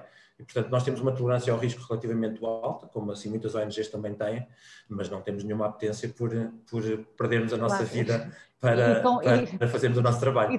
E é tão necessário o vosso trabalho. Mas para isso, voltando aqui um bocadinho atrás, quando o Pedro Matos dizia, quando temos países a questionarem de facto a sua capacidade de ajudar, provavelmente falta passar um bocadinho aqui esta mensagem de que estamos a falar de 1 euro ou 2 por dia e que pode fazer diferença na vida de tanta gente. É importante também, se calhar, apostar nessa mensagem, nessa informação que deve chegar às pessoas, não é? Sim, mas as escalas são tão diferentes que eu acho difícil, não é? E nós é muito diferente, quer dizer, nós passamos, se eu disser que nós alimentamos uma pessoa com meio euro por dia, isto parece ridículo, não é? Mas se eu disser que no Iémen o nosso orçamento são 170 milhões de euros por mês, parece um disparate. Só que 170 milhões de euros por mês para alimentar 13 milhões de pessoas, 170 a dividir por 13 são 15 euros. 15 euros por pessoa por mês.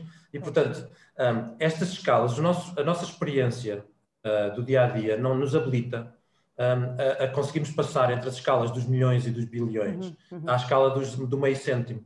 E, portanto, a reação normal é das pessoas serem desconfiadas e acharem que a ajuda se perde toda. E, portanto, eu acho que há uma responsabilidade nossa de conseguirmos passar esta mensagem melhor.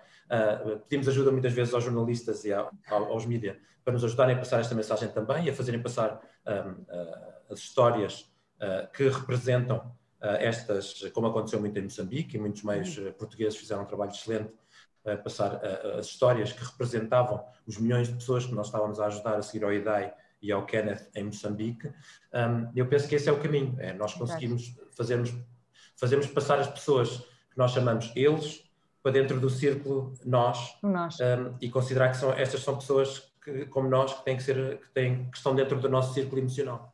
Eu acho que esse é o caminho, não é? E é isso que nos permite depois permitir que quer a nossa família ponha de lado uma parte do seu rendimento para ajudar, para poder doar a organizações que eles acreditam. Não tem que ser o programa alimentar, pode ser a ajuda e a ação, pode ser organizações de saúde e, portanto, quer as nossas famílias ponham de lado uma parte dos seus gastos mensais para isso, como apoiarmos o nosso governo a pôr também de parte do seu orçamento anual para fazer ajuda ao desenvolvimento. E para isso, Pedro Corbens, que sabemos que o povo português é de facto um povo generoso e isso vê-se nas inúmeras campanhas e de resto houve um dia que entrevistei o presidente da Cáritas Portuguesa que dizia que precisamente as pessoas mais generosas são aquelas que passam por maiores dificuldades, mas para isso também é importante aqui reduzir a desconfiança que existe na opinião pública de que muitas destas organizações acabam por não funcionar. Muito aquela ideia,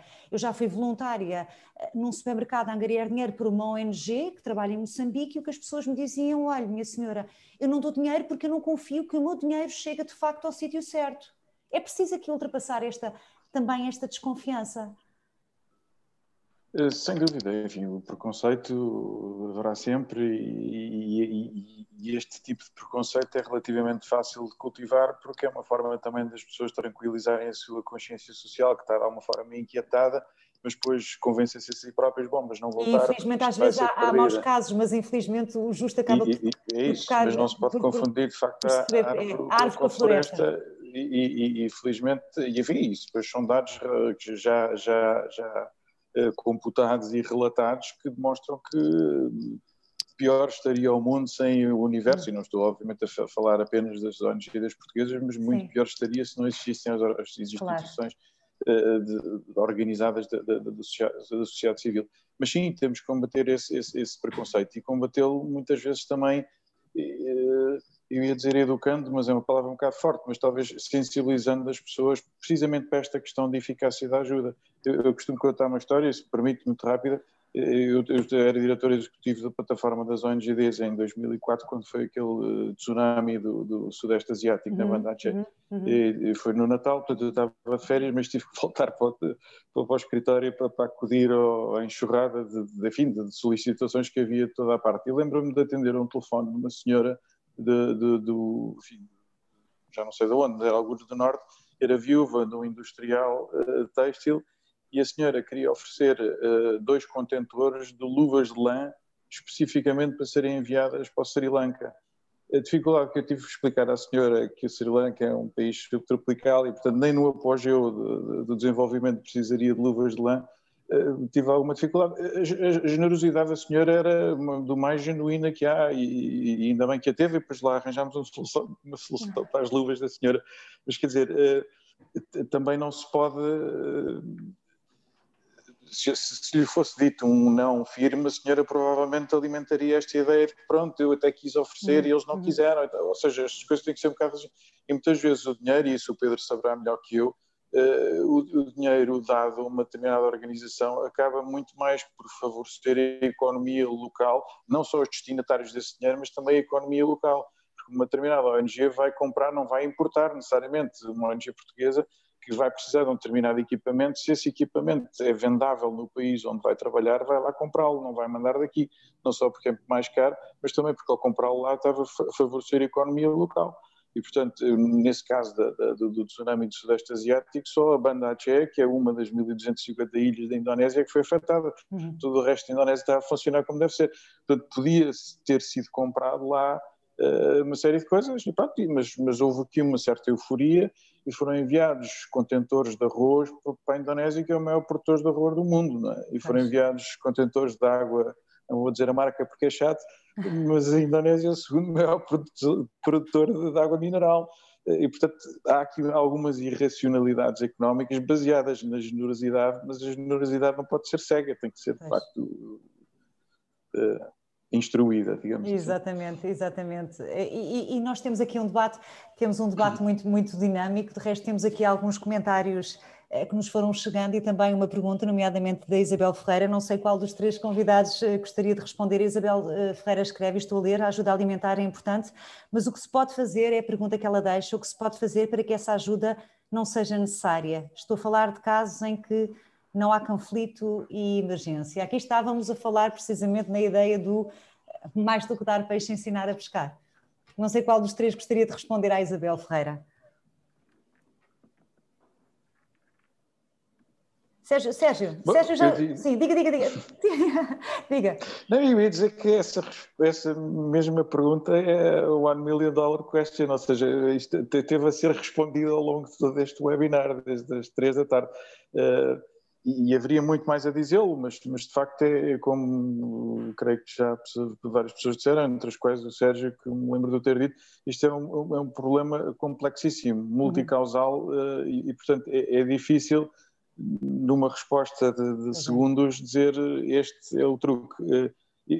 Mas uma coisa é certa, é preciso agir com firmeza, globalmente e em coerência, porque uma mão não pode tirar a outra, e é isso que tem acontecido nas últimas décadas. De facto, há compromissos assumidos à escala global por países, por organizações, por pessoas, mas depois de alguma forma aquilo que se conseguiu cumprindo esses compromissos é retirado por outra via.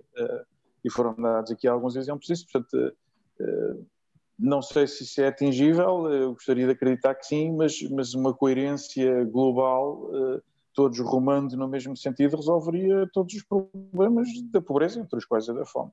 É a pergunta que vale €1 milhão e a verdade é que, Pedro Matos, infelizmente estes objetivos da Fome Zero não se esgota em 2030, infelizmente.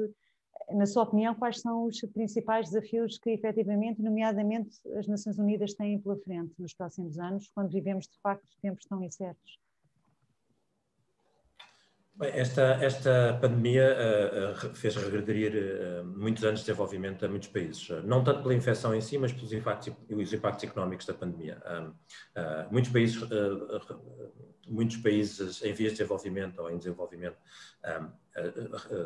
apoiavam-se muito nas remessas de imigrantes. Esses imigrantes que estão em países desenvolvidos estão em situação muito vulnerável, deixaram de poder fazer remessas para casa. Isso está a ser uma grande redução.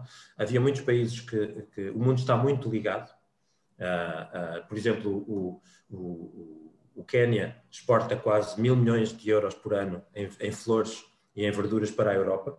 E, portanto, todas as restrições ao movimento e todas as restrições ao movimento e os lockdowns que aconteceram com esta pandemia têm uma espécie de efeito em cadeia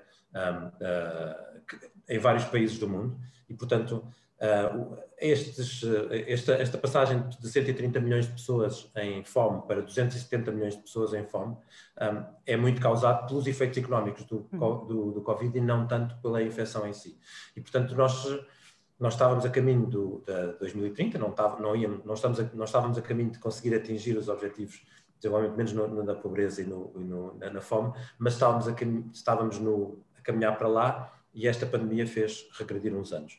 Regredimos o processo, nomeadamente, quer dizer, se calhar em alguns países, Pedro Matos, em alguns países regredimos e há noutros, e queremos acreditar que haja algum progresso ainda assim mais lento, não é?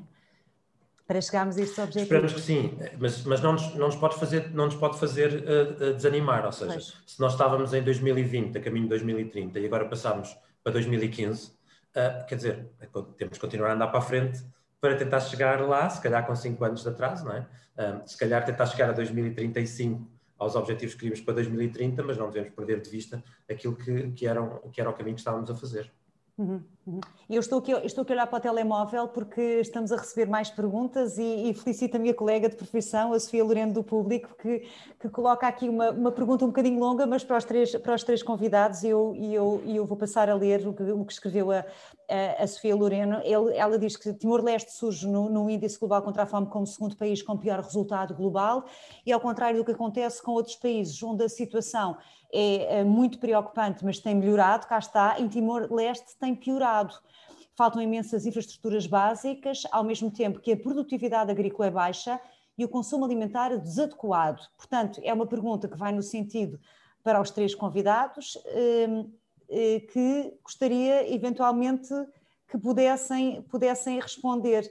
A questão que ela coloca é se faltam infraestruturas básicas. Estou a ler o resto da mensagem que chegou agora. Faltam infraestruturas básicas, ao mesmo tempo que a produtividade agrícola é baixa e o consumo alimentar desadequado. Isto pode significar que, alcançado a paz, o imenso esforço internacional mobilizado para o país depois da independência falhou? Primeira pergunta. Segunda, será que, essencialmente, é um problema de desadequação da ajuda internacional? Alimentaram-se as pessoas sem se criarem condições para elas se alimentarem sozinhas? Também já o discutimos aqui. E depois, termina, poderá ser uma questão de fraca governação? Sérgio Guimarães, quer responder? Eu acho que na pergunta já tem muita resposta, não é? Há aí uma combinação de fatores, que eu tenho vindo a referir aqui, da multidimensionalidade da pobreza e dessas dificuldades. Muitas das pistas poderiam passar por ver aqui a agricultura como um próprio catalisador da transformação económica, não é? Que isto terá que estar associado à existência de infraestruturas, em tecnologia, políticas adequadas, enfim. Nós assistimos, e lendo anteriores relatórios do Índice Global contra a Fome, que países em África tiveram um enorme sucesso ao longo dos anos, mas também houve outros que regrediram, portanto, estes processos de desenvolvimento de facto não são fáceis. E a forma como é prestada essa ajuda, ou seja, há que ter aqui uma capacidade dos doadores e dos restantes parceiros de se adaptarem às circunstâncias próprias de cada um dos países, como a situação evolui, para procurarmos dar respostas com o encontro das necessidades efetivas das populações. Não só em situações de emergência, mas também, obviamente, em situações que não são de emergência. Vamos lá ver. Situar aqui um elemento que eu achava que era importante. A ajuda ao desenvolvimento, a ajuda humanitária, a ajuda, enfim, no seu todo, e nomeadamente a que estamos a ver aqui hoje, a ajuda alimentar, é desde logo um imperativo ético, um imperativo moral de todos os que estão envolvidos neste processo. E até de justiça, não é? E diria até acrescentaria justiça. Tem também uma outra dimensão, não é? A ajuda tem que ter aqui uma dimensão pedagógica, ou seja, os cidadãos têm que estar envolvidos nestes processos de reflexão e de debate e estar envolvidos na construção das políticas.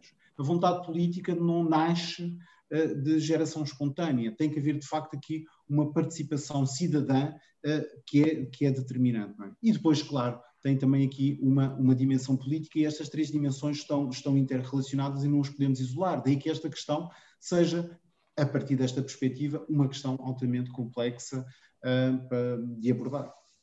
Pedro Matos, quer responder à Sofia? Eu esta passava, porque eu não tenho muito... Então pergunta ao Pedro, não conheço muito a situação de Timor.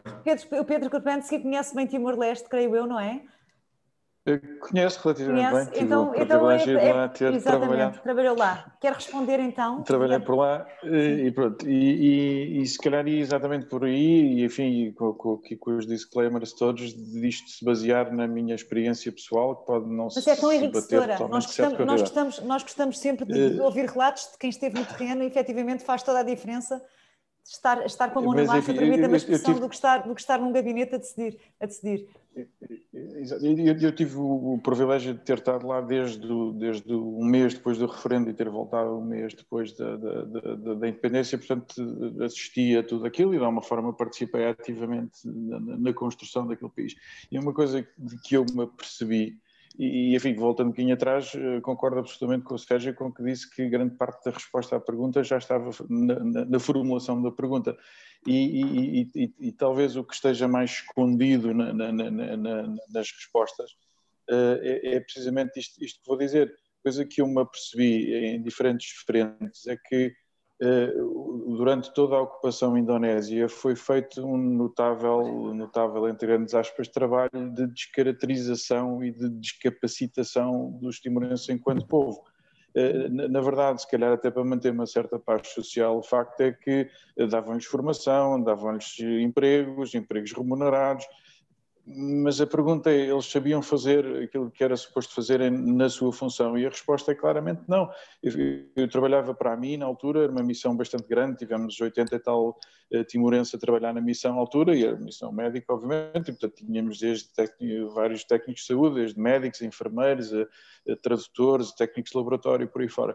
Fizemos um longo processo de recrutamento, apareciam pessoas com diplomas da Universidade de Jakarta e por aí fora, com anos de experiência de trabalho, e cheguei a ter enfermeiros com décadas de experiência que não sabiam tirar sangue. É uma coisa, diria eu, mais ou menos elementar na função isto tudo para dizer que, não achando que poderia ter demorado mais tempo a missão de um TAET de formação de um governo sombra, que depois veio a ser um governo real, ou seja, a principal missão de um TAET foi de facto construir uma administração pública, ensinar os timorenses que não o sabiam a assumir autonomamente, obviamente, a condução dos destinos do seu próprio país.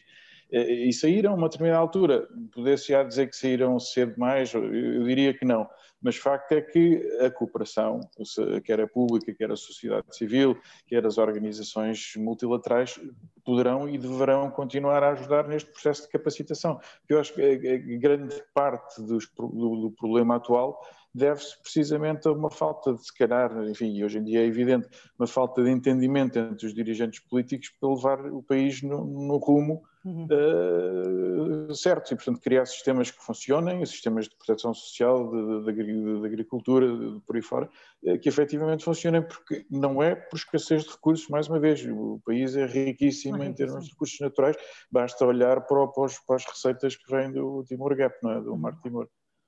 E quase na reta final, infelizmente, da nossa conversa, não é uma pergunta, mas é um comentário que é enviado por quem nos está a acompanhar, a Sónia Mussa de Sousa. Ela escreve: essa questão da especulação e da necessidade da microprodução, especialmente em África, é importantíssima. A África tem um potencial enorme para a produção agrícola, uma política de distribuição eficaz e valorização dos recursos endógenos nesses países para suprir as suas necessidades. Queria rendimento interno e permite suprir as carências alimentares. Não é fácil, mas é possível com efeitos a médio e a longo prazo. Existe uma excessiva dependência de alimentos externos. Escreve esta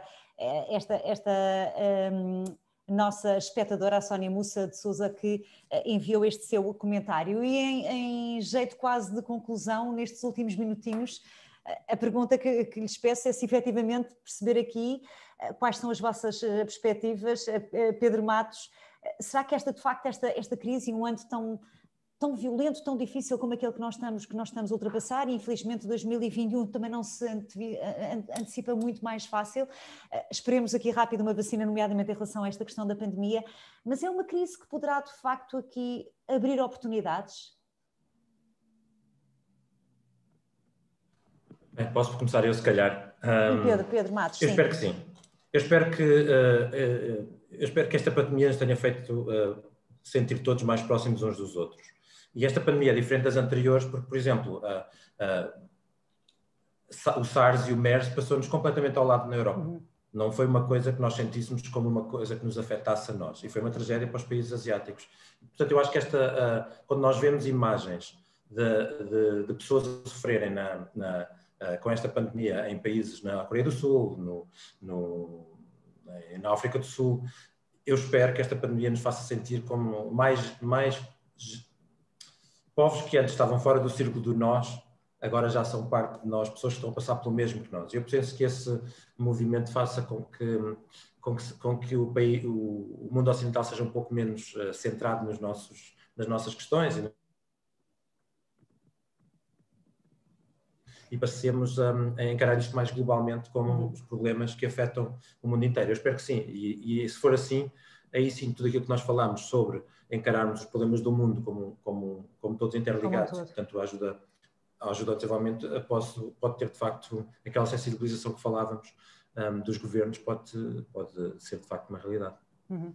E Pedro Scoprano, seguindo a sua opinião, o que é que de facto nós, se é que conseguimos aprender alguma coisa com este ano que está a acabar?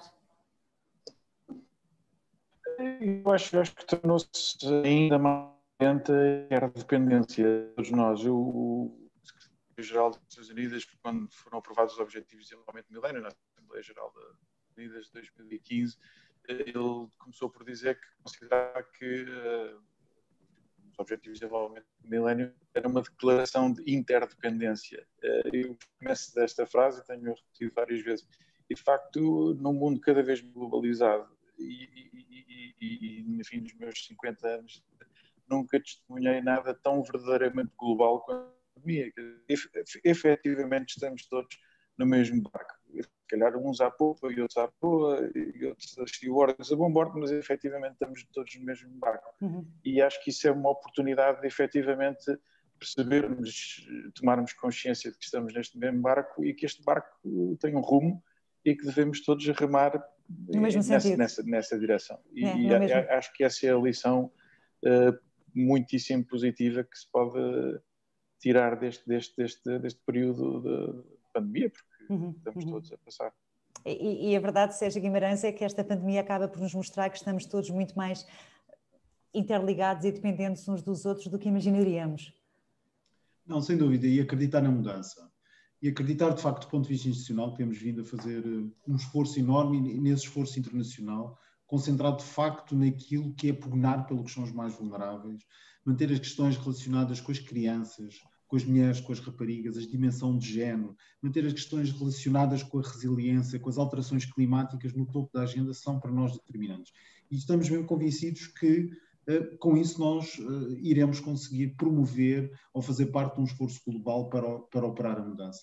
Bem sabemos que não existem receitas fáceis, não podemos ser ingênuos naquilo que estamos a discutir, mas de facto tem sido feito um grande esforço do ponto de vista institucional do nível de Portugal neste domínio. Gostaria de o assinalar, porque temos aqui uma assistência que é importante e que saibam de facto que Portugal pensa desta forma, procura atuar, naturalmente com fragilidades, e é para isso que cá estamos neste tipo de debates, mas para que as pessoas se sintam empoderadas também a discutir, a questionar, para que seja devolvido aos cidadãos aquilo que é o esforço, desde logo, o esforço dos contribuintes portugueses neste domínio. Uhum. E de resto as vossas intervenções acabaram por ir precisamente nesse sentido. Percebemos que já muito foi feito, há ainda muito trabalho para fazer, mas com os vossos depoimentos percebemos que é bastante mais fácil acreditar na mudança.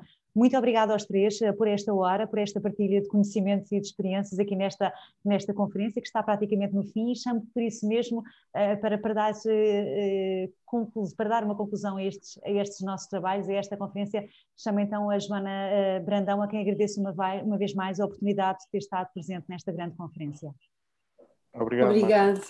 Obrigado, Marta, obrigado, Pedro e Sérgio. Obrigado, aproveito para agradecer a todos, desde o princípio, às pessoas que estão a acompanhar-nos. Eu vou recorrer à cábula, fazer aqui um apanhado das conclusões principais deste evento. Falando do problema, estamos num mundo que, de acordo com o nosso Índice Global da Fome 2020, tem 690 milhões de pessoas subalimentadas, 144 milhões de crianças sofrem de raquitismo, 47 milhões de crianças sofrem de emaciação. Vivemos num mundo que este ano tem um índice global da fome de 18,2, considerado moderado. Em 2000 o índice era 28,2, mais grave.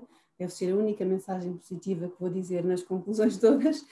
Três países com índice alarmante, entre os quais temos Timor, onde se fala português. 31 com índice global da fome considerado grave. Estamos num mundo que não está no bom caminho para alcançar o Objetivo de Desenvolvimento Sustentável 2 até 2030, fome zero, e com crises atuais que vão certamente acentuar o problema da fome e da pobreza.